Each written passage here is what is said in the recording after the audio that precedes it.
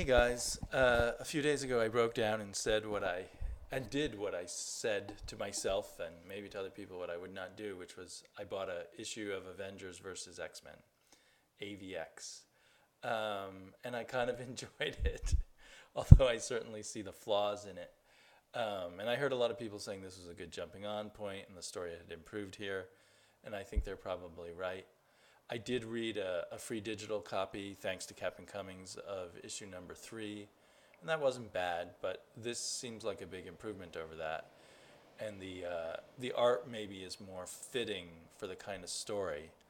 My take on it is they're doing superheroes as big and mythological as they can, so it kind of makes sense when these five, although terribly named Phoenix Five, become like gods, because it's kind of a big mythological story. Maybe the flaw of a big mythological story is it doesn't feel very personal. It doesn't grip you on a personal level. But the artwork really goes well with my little mythological kind of take on it. And so I find myself not liking the Avengers except for Black Panther, and particularly not liking Captain America. But the Avengers seem kind of soulless and aggressive, and oh, there's Batman, and not very thoughtful about what they're doing.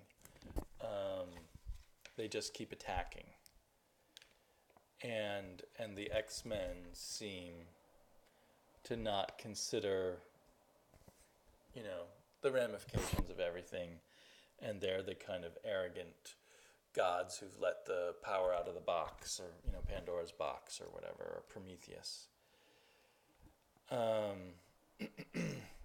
And then near the end, we get an interesting appearance of the Scarlet Witch, and I'm not sure what role she's going to play in this. I kind of gather at the end, this is a bit spoilerish, so at the end, Scott Summers says no more Avengers. The interesting thing is earlier we were shown a picture of the very first version of the Avengers. I think I already flashed past that.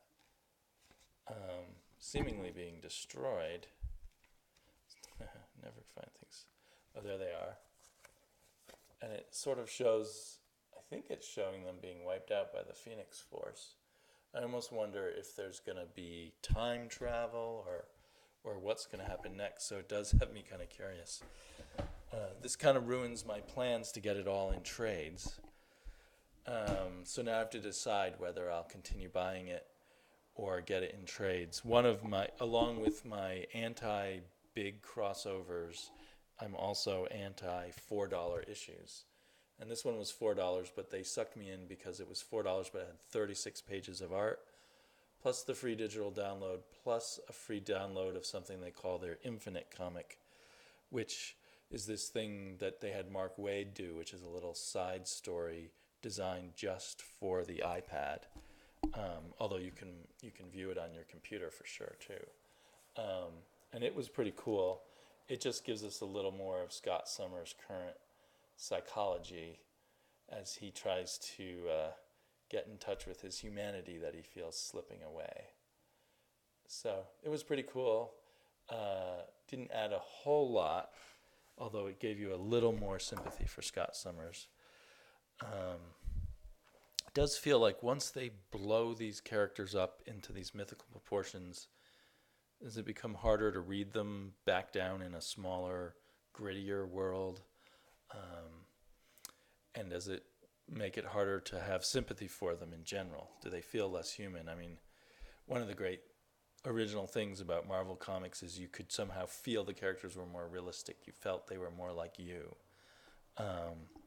But here, Captain America, Scott Summers, the other people with the Phoenix Force, they don't feel like me.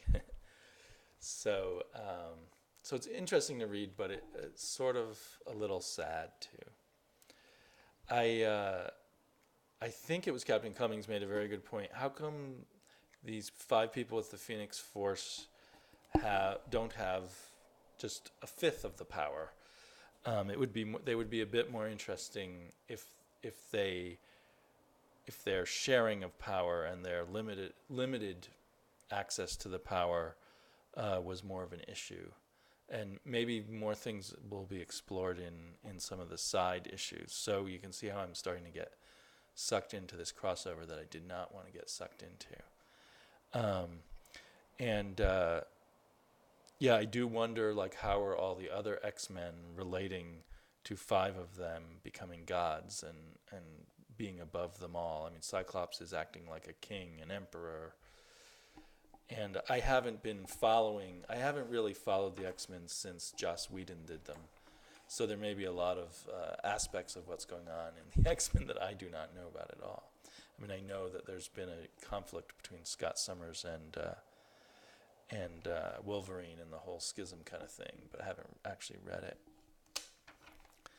So anyway, I guess I shouldn't have picked this up because it may be sucking me back in. I may stand firm and wait for some trades. It was kind of fun to read this with the supplementary digital material and everything because I kind of dig the digital thing.